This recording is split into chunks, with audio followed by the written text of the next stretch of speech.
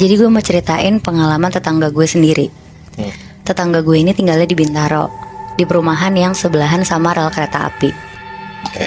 Nama tetangga gue ini Abil, namanya gue samarin ya. Jarak umur gue sama Abil ini kayak beda 10 tahunan gitu. Sorry, ini kejadiannya kapan nih, Nat?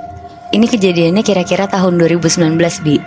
Jadi umurnya dia ini 30 tahunan. Oh iya. Jadi waktu itu Abil mau pulang ke rumah dari kantor. Abil setiap ke kantor tuh selalu bawa motor, karena dia tuh males macet orangnya. Dan karena rumahnya di sebelah rel kereta api, jadi setiap pagi tuh macet banget di situ. Sampai akhirnya pas Abil pulang kantor sekitar jam 11 malam, pas banget palang keretanya udah keburu ketutup gitu, dia nggak bisa lewat. Ya udah ditunggulah sama si Abil ini sampai pas kereta mau lewat. Kereta kan jalannya cepet ya. Tapi ini tuh lewatnya nggak secepat biasanya gitu, kayak agak pelan dikit. Tadinya Abil ini tuh nggak nyadar, dan dia tuh kayak lagi main HP gitu. Tapi karena dia ngerasa kok ini keretanya lama banget, akhirnya dia ngelihat ke arah keretanya. Pas dia ngelihat, dia ngerasa aneh. Soalnya di tempat masinisnya kayak ada orang berdiri, tapi yang kelihatan tuh badannya doang, nggak ada kepalanya. Oh shit. Buntung gitu maksudnya? Iya. Anjir. Kaget kan jadinya si Abil ini. Tapi karena keretanya udah lewat, jadi dia nggak bisa mastiin lagi.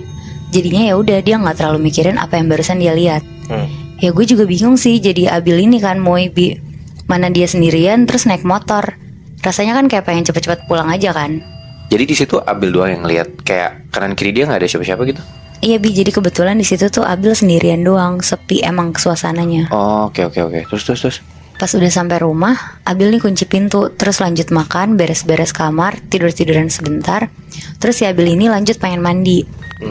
Akhirnya dia mandi, nyalain shower, terus pas lagi enak-enak mandi, dia dengar ada suara orang ngetok-ketok gembok pagar rumah dia.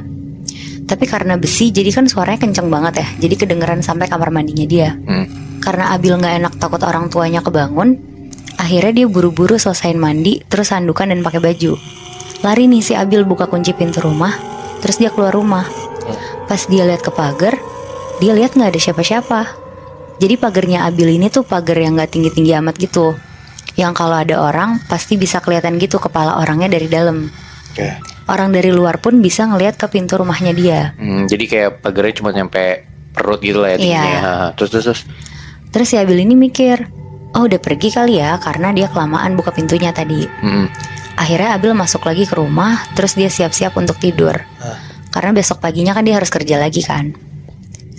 Besokannya, pas Abil mau berangkat ke kantor jam 7 pagi, dia lewat pos satpam. Tiba-tiba Abil ini kepikiran pengen nanya ke satpamnya. Pak, semalam Bapak yang jaga ya? Bapak ke rumah saya yang ngetok-ngetok. Terus satpamnya ini bilang, enggak mas, saya semalam di pos aja jaga. Loh serius Pak? Terus satpamnya bilang, diketok jam berapa mas? Sekitar jam 12-an lah pak. Tapi pas saya keluar rumah gak ada siapa-siapa pak. Akhirnya saya masuk lagi aja. Terus satpamnya ini bilang, oh ya udah mas, lain kali kalau ada yang ngetok di atas jam 10 malam, gak usah dibukain mas, didiemin aja. Terus dengan muka bingung Abil tuh bilang, loh kenapa pak emangnya? Iya mas, takut ada orang jahat kan kalau di atas jam segitu. Jaga-jaga aja mas, gak usah dibuka. Akhirnya si Abil ini bilang, oh iya deh pak, makasih ya pak. Kebetulan hari ini Abil lembur di kantor, terus baru bisa pulang kayak jam 1 malam. Akhirnya Abil OTW pulang ke rumah. Pas sampai depan rel, di sini Abil tuh bener-bener sendirian lagi, karena udah jam 1 malam juga kan. Jadi suasananya tuh sepi banget. Lagi-lagi ada kereta mau lewat, dan kali ini Abil nungguin keretanya, bahkan sampai merhatiin banget. Akhirnya keretanya lewat, tapi kereta yang lewat ini tuh bener-bener gelap banget. Semua gerbong lampunya mati, dan kali ini yang dia lihat di gerbong paling depan itu gak ada masinisnya sama sekali. Tapi sosok badan tanpa kepala, bajunya udah robek-robek dan lusuh kotor. Pas dia lagi kaget, dia lanjut ngeliat di gerbong-gerbong berikutnya. Ternyata banyak sosok yang nempel ke kaca kereta, kepalanya keluar-keluar dari kacanya, mukanya pada hancur, tangannya melambai-lambai keluar kayak minta tolong gitu. Abil lemes banget satu badan dan cepet-cepet ngebut ke arah rumahnya. Pas sampai pos satpam, Abil berhenti dan bilang ke satpamnya, Pak, Bapak barusan lihat kereta lewat kan Pak? Itu kereta apa sih Pak? Kok isinya kayak gitu Pak? Terus satpamnya bilang, hah gitu gimana mas keretanya? Akhirnya Abil nyeritain apa yang dia lihat di kereta tadi. Ngedengar cerita itu, si satpam ini mukanya kaget, campur ketakutan, dan berusaha nenangin si Abil. Si satpamnya ini bilang kayak, mas mau duduk dulu gak? Ini saya ada kopi, diminum dulu aja mas. Akhirnya Abil karena masih shock, dia duduk dulu dan minum bareng satpamnya ini. Pas kondisi udah mulai tenang, satpamnya ini bilang ke Abil, mas barusan lihat kereta lewat yang gelap itu ya? Oh, Mas sejujurnya saya sih belum pernah lihat, tapi orang-orang lumayan banyak yang ditampakin kereta itu. Jadi itu kereta kecelakaan Bintaro tahun 87 mas. Emang kadang masih suka lewat-lewat di sini, tapi nggak selalu ada mas. Saya juga tahu ini dari penjaga pintu keretanya mas. Kadang saya suka ngobrol sama dia. Setelah dengar cerita satpamnya, Abil buru-buru pulang. Terus dia mandi dan langsung ambil wudhu. Dia sholat karena dia ngerasa gak tenang banget lah abis ngeliat dengan jelas sosok-sosok yang ada di kereta tadi. Pas dia udah di rakaat terakhir, pas lagi salam, tiba-tiba Abil dengar ada suara ketokan pintu dari luar. Tapi Abil ini mikir, satpamnya kemarin bilang untuk jangan bukain pagar kalau ada yang ngetok di atas jam 10 kan. Tapi kali ini tuh yang diketok pintu rumah, udah bukan pagar lagi. Akhirnya Abil mutusin untuk buka pintu rumahnya ini. Karena dia tuh juga penasaran kan ini siapa. Dia jalan dari kamarnya ke arah pintu rumahnya. Dia buka kuncinya, dia pegang handle pintu. Pas dia buka, Abil diem, gak bisa gerak, gak bisa teriak, bener-bener matung di depan pintu.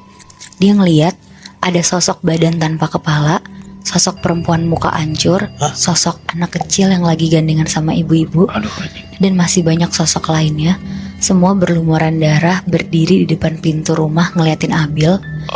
Di situ Abil berusaha sekuat tenaga nutup pintu rumahnya, lari ke kamarnya, dia nutup pintu kamarnya, terus dia ngambil handphonenya untuk nelfon satpamnya yang tadi. Akhirnya satpamnya langsung datang ke rumah Abil. Abil langsung ceritain semua yang dia lihat barusan. Terus satpamnya sekarang baru bisa ngejelasin dengan detail. Jadi ternyata sosok tanpa kepala ini tuh arwah tragedi kecelakaan Bintaro yang belum tenang. Dan ternyata sosok ini tuh udah sering ngetok-ketok rumah warga sekitar untuk nyariin kepalanya tuh di mana. Katanya sih dia nyariin kepalanya karena dia merasa bertanggung jawab untuk nganterin penumpang-penumpang lain pulang sampai tujuan rumahnya. Anjing, gue merinding banget gini, ya Allah ceritanya. Berarti itu masinisnya ya yang hilang kepalanya? Iya. Wow, gue kalau jadi Abil, gue kayak pingsan di depan pintu anjrit. Tapi gue penasaran gitu, maksudnya Abil ngelakuin apa sampai tiba-tiba dia didatengin sama korban-korban tragedi Bintaro itu. Jadi ternyata kata satpamnya itu emang warga-warga sekitar suka didatengin untuk nyari kepalanya ini. Oh shit, jadi gak cuma Abil doang Muy, iya gak sih? Iya. Bentar, tapi bener gak sih orang yang mati karena kecelakaan, arwahnya itu pasti masih penasaran dan suka ngentayangin orang-orang yang bahkan gak ada hubungannya sama kematiannya dia sendiri.